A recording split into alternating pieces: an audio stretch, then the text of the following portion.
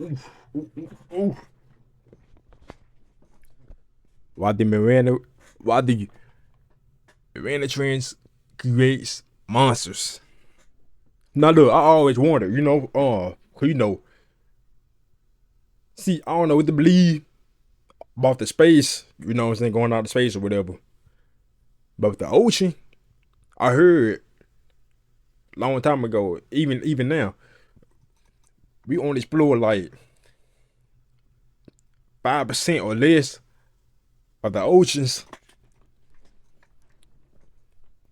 and the ocean, like you take a look at Earth, right? You see all the water in different locations and different everything. You go deeper and deeper. We didn't discover everything. Listen, I'm talking about. I know for a fact it got like different type of creatures and stuff inside the ocean that haven't been discovered yet. The only thing they really see and know, like I'm talking about at the top. Like, man, let's get into it. Let's get into it.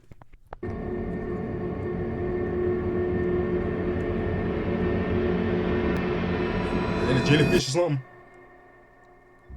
There is a place on Earth where the pressure would crush a human body like a tin can in under a second, where sunlight has never reached, where the temperature sits just above freezing, permanently, where creatures have evolved eyes the size of dinner plates, bodies made of living glass, and jaws that unhinge like broken doors. This place is real. It's beneath the Pacific Ocean, and scientists believe we've only seen about 5%. Yeah. The Mariana Yeah, Trench. if I'm saying, like, I heard that shit like long. I'm talking about a few years back. We gonna discover like 5% or less of the ocean. Imagine all the creatures and stuff in the oceans and all that. See, people talk about aliens. I think aliens and all the other things or whatever. Like we ain't the only ones. Like I'm talking about humans. So like we ain't the only ones that's living on the earth. I think they in the ocean, but humans can't reach. Like that. Like physically, the cameras done, like all the equipment that we can't reach. That's crazy though. I know for a fact we ain't the only ones. I just know.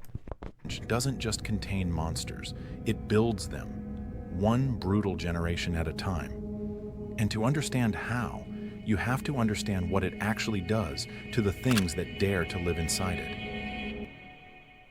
The Mariana Trench reaches a maximum depth of approximately 36,000 feet, Damn. nearly 7 miles straight down.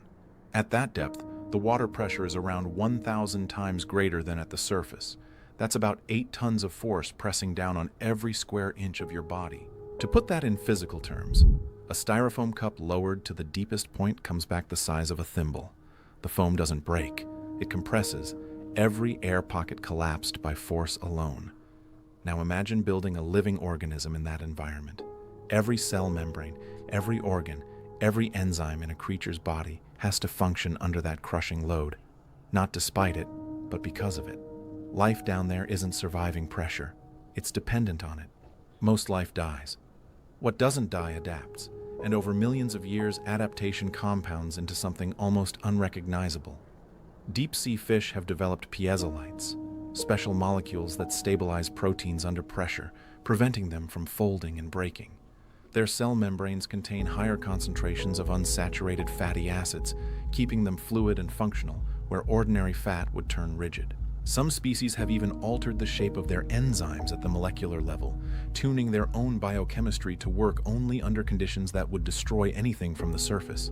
The trench doesn't just filter out the weak, it redesigns whatever survives. Below 1,000 meters, sunlight disappears entirely. Not dims, disappears. What exists below that point is absolute permanent darkness, and yet the trench is full of life. This creates a brutal selection pressure.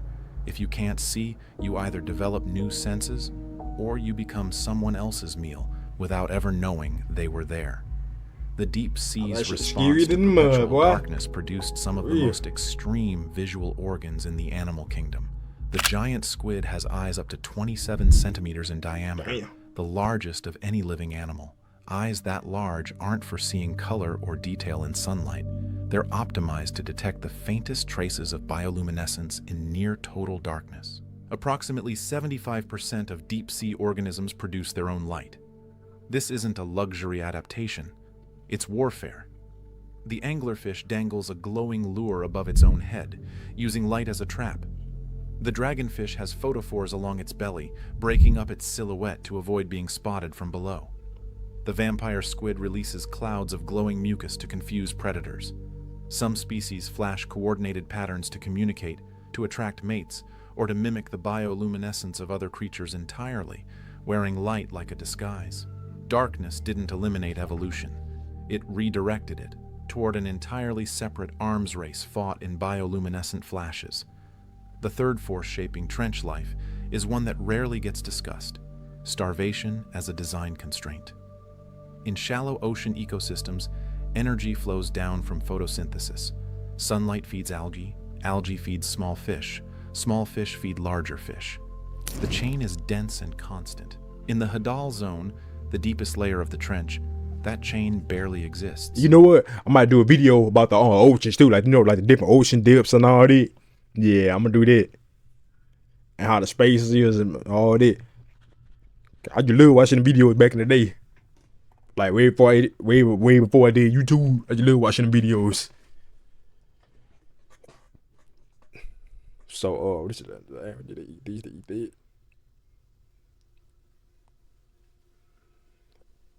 Yeah, I might. Yeah, I'm definitely fit to do videos in these. Organic matter drifts down from above in what scientists call marine snow, tiny particles of dead organisms, fecal matter, and debris that take weeks to sink to the bottom. It arrives slowly, sporadically, and in minute quantities. This forces every organism in the deep to solve the same brutal equation. How do you survive when food is almost never available? The answers are grotesque by surface standards. The fangtooth fish has teeth proportionally larger than any other fish on Earth, because when you encounter prey once every several days, you cannot afford to miss. Its jaws are permanently fixed open in a state of readiness. The barrel-eye fish has transparent, barrel-shaped eyes that rotate inside its head, allowing it to look upward through its own transparent skull, I ain't never heard of that fish before. scanning for the faint silhouette of prey above. The Mariana snailfish, currently the deepest living vertebrate ever recorded, has a gelatinous body with almost no rigid structure. It's essentially a bag of tissue held together by pressure. Remove it from the deep, and it disintegrates. Food scarcity didn't make these animals smaller or simpler. It made them stranger. Here's what should make you uncomfortable. The deepest point of the Mariana Trench, the Challenger Deep, has been visited by crewed vessels exactly 3 times in human history. 3 times. The moon has received more human footsteps. The instruments we use to survey the deep, sonar, ROVs, sediment cores, capture only fragments. The trench system stretches for 1,180 miles. Damn. Most of it has never been directly observed, and the sections we explored briefly, under enormous technical constraints, with equipment that can barely withstand the environment it's meant to study. In 2023, researchers cataloged over 100 new species in a single deep-sea survey near the trench, including soft corals, sea urchins, and carnivorous sponges that consume small crustaceans whole. Carnivorous sponges that exist in the dark. The scientific consensus is not that we've Yeah, like I said, bro. Like I said, like imagine all the damn creatures that we don't even know about out there in the ocean. It probably a whole lot of things that we can't discover as humans. Like it's things that in the ocean that we ain't never meant to discover anyway. Like we never put to know that we never put to know that they exist. It probably got damn underwater cities and all that, damn portals, damn, it's like some damn sirens and mermaids and all that. Yeah, that's crazy though. Like it's crazy. Cause look, listen, look. Hear me out. So Earth, right? Earth. So we live on Earth. The Earth, the only one compared to all the different planets that start there. Earth, the only one like they got life. You know what I'm saying? Earth, the only one that have life. The Earth, the only planet that have life. So, like I said, that's why I always say we not humans and dogs and cats and all that. We not the only ones on this planet, bro. I know it got different type of aliens. Shit, they live in the air. They live in the ocean.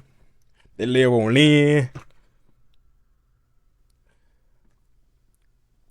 And all the things you see, right? Let's say like Google Maps, right? Like you go on Google Maps, you see everything. Like you see the whole United States and all that. Whoop, whoop, whoop, whoop, whoop, whoop, whoop. Man, I still feel like all this land, all this, is still not discovered. Cause how you know what Florida shape like? You know what I'm saying? How you know what Texas shape like? See,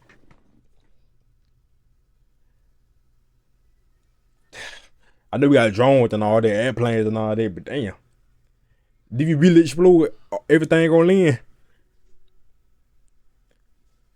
Did we really explore everything on land? Let alone the ocean. We not listen. I'm telling y'all, it's things there in the ocean and shit like that we not supposed to explore, and we never will.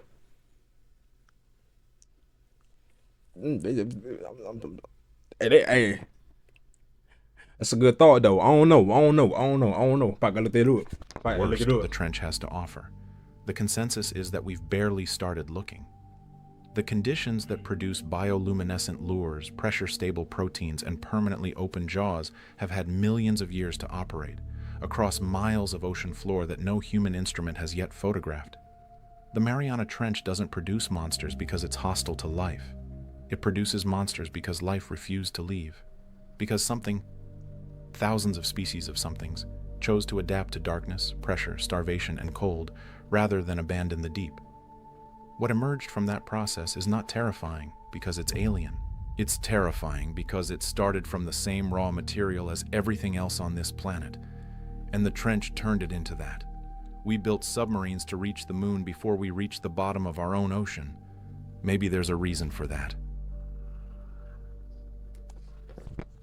Nah, it's crazy though. You know what? I'm gonna do videos about space, the ocean, damn aliens, all that. I'm gonna do videos on those real soon. But yeah, man, I'm out.